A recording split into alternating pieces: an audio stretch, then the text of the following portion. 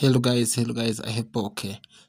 Uyu munsi nagarutse muri Fromene cyane, nagarutse mu nsura nshyashya nkuko mubizi ndi amazimwe news wundi bagazaho ibintu byiza cyane kandi bisobanutse buri mwe wese ku buryo abasha kubyumva akavuga ngo kabisa ni wowe.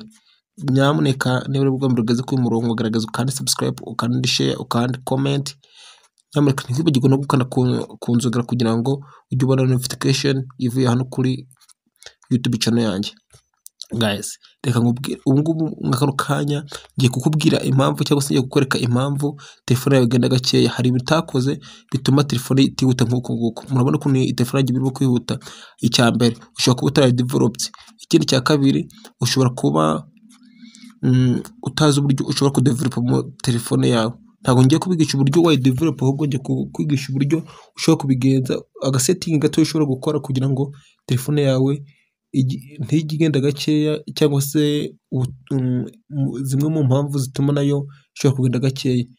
Iya mbere maze kubabwira mu kanya, ushobora kuba utari developed. Impamvu ya kabiri ushobora kuba ino setting igiye kukwereka mu kanya utarayikoze. Guys, murabizi ntabwo nabatindira, reka dutambuka vuba ruzungu kizimbabwe. Okay guys, uzahita uza hano kuri Chrome yawe. Hari umuntu utazi Chrome koko? Cyane nawe utazi Chrome wabunyishe kwere. Tuza hano kuri Chrome yawe uyikandeho musuri gato. Numara kwikandaho ituza hano ku tudomo dutatu, ituza hano ku tudomo dutatu, ituza hano ku tudomo dutatu gutya. Ubundi uscrollinga ubwo nyine uravana hasi ujyana hejuru nka gutya. Wituza hano wikandira hano handitse ngo setting. Dize ko kuhabona ngende kugaduka kwanye vuba ruzungu guys. Ubundi uhita scrollinga uzamura hejuru uko nguko. Ari uko ndi kubikora dize ko murimo kubibona. Uhita wikandira ahangaha site settings uhita uhakanda vuba ntabyo gutinda. Ubundi ukimara gukanda hariya vuba twihuse ruzungu uze tuzamura scrolling ujyana hejuru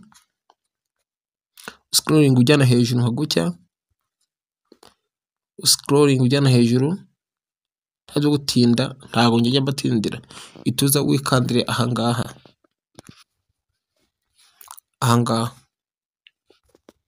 guys, ndize ko murimo kubibona.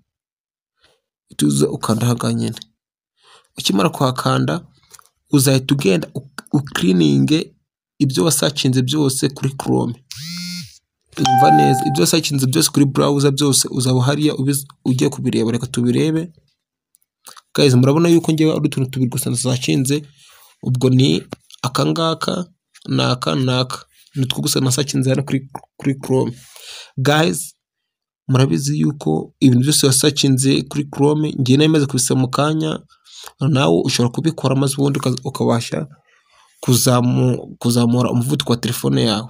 Guys, nyamuneka mujye mugaragaza mu kandi subscribe ubundi kugira ngo ibintu bigende neza, cyangwa se ibintu byose mushaka kumbwira cyangwa se ibintu byose nabakoreraho muhite mukanda muri commentaire, muhite mumbwira ukuntu video nzabakorera ibutaha. Noneho uzahita wizira ahangaha hano hasi handitse delete all data. Uhita wakandaho kagutya, uhita ukanda hano handitse delete. Ituza ukanda delete, ituza ukanda delete. Ubundi byose ubideleting. Murabona ijambo basabanyandikira ahangaha files saved by website or pair here. Okay guys, murabona yuko nyine ibintu bimeze neza. Ubu ngubu nta kintu kimwe nasacinze kuri Chrome. Ubu ngubu nawe washobora kudelete, ntaho cyo ko video iba ndende, nawe washobora kudeleting ibintu byose kugira ngo telefone yawe yihute. Okay guys, ngenda bakunda cyane kuko mubizi ndi amazimwe news. Mugaragaze mu kandi subscribe nyamuneka. Arabona nk'iki ni kimenyetso cyanjye ahangaha, ndize ko murimo kukibona. Guys, garagaza unzamure maze ubundi ukana subscribe. Ndabakunda cyane, ciao ciao, duhure muri video itaha.